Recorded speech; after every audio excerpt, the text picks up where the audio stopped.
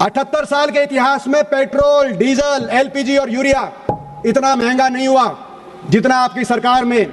हमारे समय 2014 में पेट्रोल 70, डीजल 50 और एलपीजी 400 रुपए में था।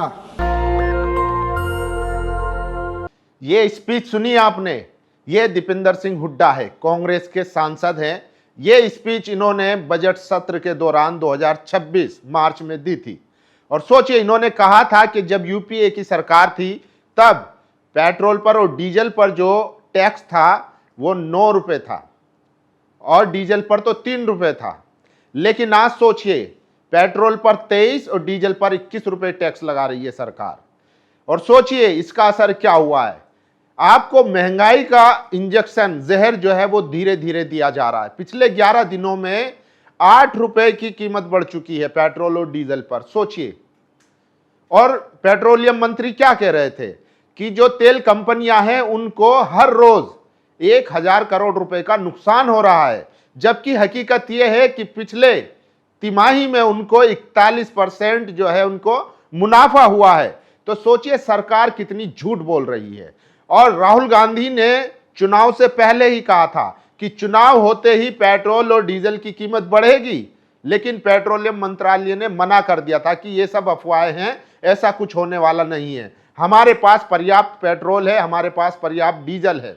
लेकिन सोचिए, अरविंद केजरीवाल कह रहे हैं कि सरकार रशिया और ईरान से तेल क्यों नहीं खरीद रही, जबकि वो सस्ता और पर्याप्त तेल हमें देने को तैयार है। क्यों अमेरिका से जबरदस्ती महंगा सौदा कर रही है, ये अरविंद केजरीवाल सवाल उठा रहे हैं। लेकिन अब जनता इस महंगाई के खिलाफ जो है वो गुस्से में है। अब उनका गुस्सा हद के पार होता जा रहा है। अब लोगों का रिएक्शन आना शुरू हो गया है और लोग कह रहे हैं कि हम आखिर कैसे इस महंगाई में इतना महंगा तेल डलवाएंगे। सोचिए, लोगों का रिएक्शन भी दिखाऊंगा, लेकिन सबसे पहले वो खबर सोचिए जो आपसे छिपाई गई, आपसे झूठ बोला गया। कहा गया कि 1000 करोड़ रुपए का प्रतिदिन तेल कंपनियों को नुकसान हो रहा है, लेकिन हकीकत एक रिपोर्ट में खुलासा हुआ है कि पिछली तिमाही में 2026 की ही बात कर रहा हूं, 41% का मुनाफा हुआ है तेल कंपनियों को।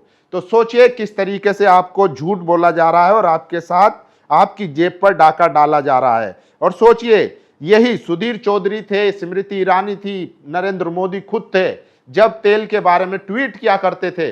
जूही चावला थी, वो तो कहती थी कि सही है कि हमारा जो है अंडरवियर जो है वो डॉलर का नहीं है वरना गिर जाता।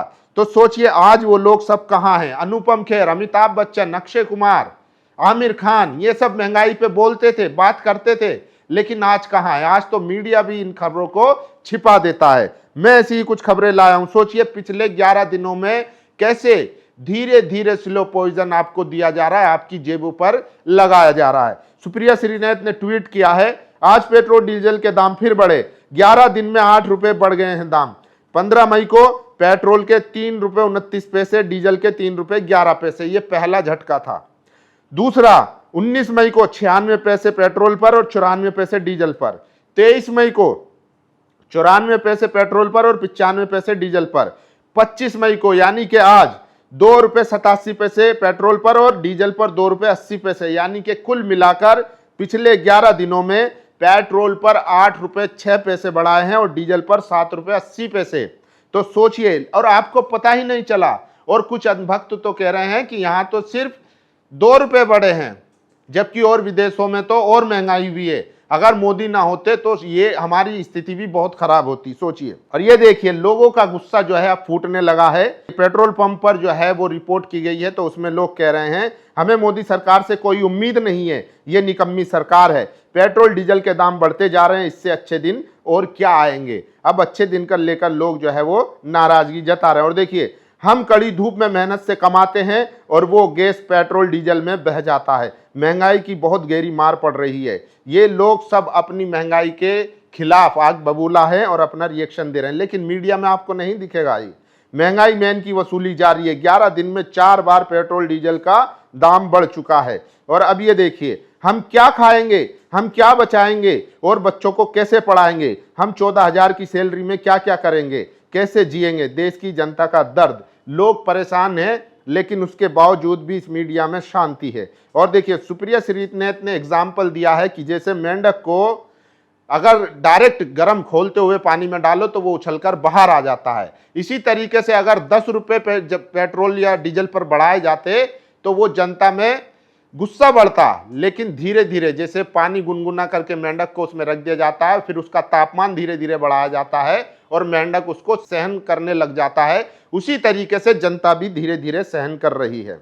स्मृति ईरानी का पुराना ट्वीट वायरल हो रहा है जिसमें वो यूएपीए की सरकार पर फटकार लगा रही थी और बढ़ते पेट्रोल डीजल की महंगाई पर बोल रही थी। और यह है सुधीर चौधरी, ये जो है जोक बना रहे थे उस टाइम पे, कह रहे थे कि भाई पेट्रोल पंप अटेंड कहता है, पेट्रोल पंप पे जो काम करता है वो पूछता है कितने का डालूं, तो जो गाड़ी में तेल डलवाने आया वो कहता है भाई 2-4 रुपए का गाड़ी पे छिड़क दे ताकि इसमें आग लगा सकूं। तो लोग इनसे पूछ रहे हैं कि क्या अभी भी वही स्थिति है या बाइक पर पेट्रोल डालकर आग लगा दी गई है। और सोचिए नरेंद्र मोदी का 2012 का tweet, massive hike in petrol price is a prime example of failure of Congress led UPA, this will put a burden of 100 crore on Gujaratis. ये उस टाइम का जो है ट्वीट है प्रधानमंत्री का। और सोचिए डॉक्टर मुकेश कुमार ने एक बड़ा लंबा चौड़ा पोस्ट लिखा है जिसमें उन्होंने बताया है कि आखिर भारत अमेरिका से महंगा तेल क्यों खरीद रहा है। उसका जवाब दिया, अमेरिका ने भारत पर तेल खरीदने के लिए दबाव बढ़ा दिया है। हालांकि ये दबाव तो प्रधानमंत्री मोदी की 2025 की अमेरिकी यात्रा से ही पड़ना शुरू हो गया था।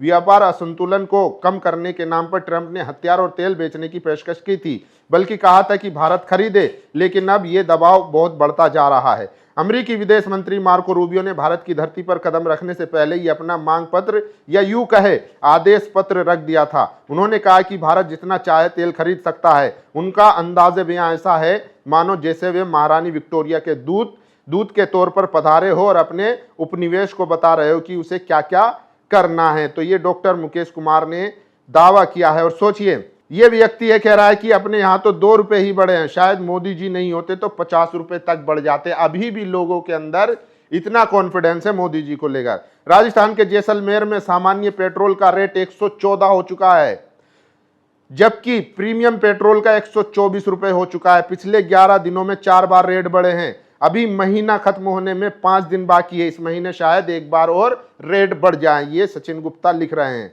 और सोचिए पेट्रोल डीजल के दाम 2 हफ्तों में चौथी बार बढ़े हैं। इस बार चुनाव खत्म होने का इंतजार हो रहा था, राष्ट्र प्रथम या दल प्रथम। सोचिए बंगाल चुनाव में कितना पैसा खर्च किया गया। ये देखिए दीपेंद्र सिंह हुड्डा ने पोल खोल दी है। 78 साल के इतिहास में पेट्रोल, डीजल, एलपीजी और यूरिया इतना महंगा नहीं हुआ जितना आपकी सरकार में। हमारे समय 2014 में पेट्रोल 70, डीजल 50 और एलपीजी 400 रुपए में था। और ये तब था जब क्रूड ऑयल, कच्चे तेल का भाव $100 से $150 तक हमने सामना कर रहे थे। आज आप $100 पे इतना आपका महंगा कर दिया पेट्रोल डीजल, क्यों? आज टैक्सेशन से जुड़ी बात है, मैं वो भी खोल के बता दूं। हमारे समय पेट्रोल पे एक्साइज ड्यूटी कितनी थी? प्रत्येक लीटर में जनता से 9 रुपए पेट्रोल की एक्साइज ड्यूटी वसूली जाती थी, 9 रुपए का टैक्स लगाया जाता था। डीजल पे 3.5 रुपए का टैक्स लगाया जाता था। और आज प्रत्येक लीटर पेट्रोल पर आप 23 रुपए पेट्रोल पे और 21 रुपए डीजल पे, जो हम 3 रुपए डीजल पे लेते थे टैक्स प्रत्येक लीटर, आप 21 रुपए डीजल ले रहे हैं। आपको शर्म आनी चाहिए। एनडीए सरकार की, मोदी सरकार की। आज भाजपा सरकार जनता से पेट्रोल पर प्रति लीटर 23 और डीजल 21 टैक्स वसूल रही है, जबकि यूएपीए सरकार के समय पेट्रोल 9 और डीजल मात्र 3.5 रुपए प्रति लीटर एक्साइज ड्यूटी थी। बात केवल आज पेट्रोल डीजल की कीमतों में हुई ऐतिहासिक वृद्धि की नहीं है, बात खोखली होती अर्थव्यवस्था की भी है। सरकार जनता से टैक्स वसूल कर अपनी आर्थिक घाटे और विफलताओं को छुपा रही है। यही कारण है कि 79 साल के इतिहास में पेट्रोल, डीजल, एलपीजी और यूरिया इतना महंगा नहीं हुआ जितना अब हुआ है। ये बजट सेशन सत्र का दीपेंद्र हुड्डा का भाषण है। सोचिए उस टाइम पे जो कच्चा तेल था प्रति बैरल, उसकी कीमत ज्यादा थी, तब भी जो है डीजल 50 और पेट्रोल 70 को मिल रहा था। लेकिन पिछले कुछ समय तक कच्चे तेल की कीमत इंटरनेशनल मार्केट में बहुत कम थी, उसके बावजूद भी 80 और 90 बेचा गया। और आज जब 100 हो गया था तो उसकी कीमत बढ़ा दी गई। लेकिन सोचिए आज की खबर है कि इंटरनेशनल मार्केट में क्रूड ऑयल की कीमत घटी है 5%। 100 रुपए प्रति बैरल था, तो अब वो 98 रुपए कर दिया गया है, लेकिन उसके बावजूद भारत में दाम बढ़ाए जा रहे हैं। तो ये स्थिति है, ये आपको मीडिया नहीं दिखाएगी। अंतरराष्ट्रीय बाजार में सस्ता हुआ कच्चा तेल, जब कच्चा तेल सस्ता हो गया तो आप भी घटाइए। सोचिए, ईरान और अमेरिका युद्ध जो है वो समझौते पर आ चुका है, युद्ध विराम लगभग होने वाला है, उसके बाद जो है कच्चे तेल की कीमत घट रही है। और ये देखिए, जनता का खून पीने के बाद रिकॉर्ड तोड़ महंगाई के बाद देश की तेल कंपनी रिकॉर्ड तिमाही प्रॉफिट डिक्लेयर कर रही हैं। गजब सरकार, जनता त्रस्त, तेल कंपनियां मस्त। सोचिए, 41% जो है मुनाफा कमाया है पिछली तिमाही में इन तेल कंपनियों ने। ये ऐसे ही बेशर्म हैं। दरअसल इन्हें अर्थशास्त्र और विदेश नीति का तालमेल करने नहीं आया। सच तो यह है कि इन्हें अर्थशास्त्र की बेसिक समझ भी नहीं है। ये नफरत के मॉडल को विदेश नीति में भी इस्तेमाल करते हैं। निश्चित तौर पर इसके ऐसे ही नतीजे आएंगे। ये सच है कि आज देश में आदिवासी ग्रामीण बहुल इलाकों में लोगों के घर में हमेशा संरक्षित करके रखे जाने वाला अनाज नहीं है। रोटी दाल खाएंगे, प्रभु के गुण गाएंगे जैसे जुमले भी गरीब नहीं कह सकता। एक पूरी पीढ़ी के बचपन, एक पूरी पीढ़ी की जवानी ये खा गए हैं दीदी। सोचिए, तो तेल कंपनियों का प्रॉफिट हुआ है, उसके बावजूद भी देखिए, केंद्रीय मंत्री हरदीप सिंह पुरी बोल रहे थे कि मेरी कंपनियों को हर रोज 1000 करोड़ का घाटा हो रहा है, जबकि सच्चाई यह है कि सरकारी तेल कंपनियों के चौथी तिमाही के मुनाफे 41% की बढ़ोतरी हुई है। जनवरी से मार्च के बीच 2026 में इन तीनों कंपनियों ने 19,470 करोड़ का मुनाफा दर्ज किया है। जनता की जेब पर डाका डाला जा रहा है, जनता को लूटा जा रहा है। और अरविंद केजरीवाल ने सवाल उठाया, तेल के दाम फिर बढ़ गए, हम फिर भी रूस और ईरान से सस्ता तेल नहीं खरीद रहे हैं। मोदी जी की ऐसी क्या मजबूरी है, मोदी जी बताएं। ये सबसे बड़ा सवाल है। तो लोग जो है वो सवाल कर रहे हैं। और सोचिए, आपको किस तरीके से धोखे में रखा गया और अब आपकी जेबों पर डाका डाला जा रहा है। पिछले 11 दिन में 8 रुपए लगभग जो है पेट्रोल डीजल की कीमत बढ़ चुकी है, जबकि तमाम जो तेल कंपनियां हैं वो मुनाफा भी कमा रही हैं। 41% वो मुनाफा कमा चुकी है पिछली चौथी तिमाही में। सोचिए, वहीं दूसरी तरफ कच्चे तेल की कीमत इंटरनेशनल मार्केट में 5% कम हो चुकी है। उसके बावजूद भी तेल की कीमत लगातार बढ़ रही है, जिसको लेकर जनता में नाराजगी है। आप लोग क्या सोचते हैं, अपनी राय जरूर दीजिए। शुक्रिया। दस्तक की आपसे गुजारिश है कि अगर इसको बचाना चाहते हैं तो नेशनल दस्तक को सब्सक्राइब करने के लिए रेड कलर के सब्सक्राइब बटन को दबाएं, फिर बेल आइकन की घंटी दबाएं। नेशनल दस्तक को बचाने के लिए बहुत जरूरी है कि हर खबर को शेयर करें, लाइक करें, कमेंट जरूर करें।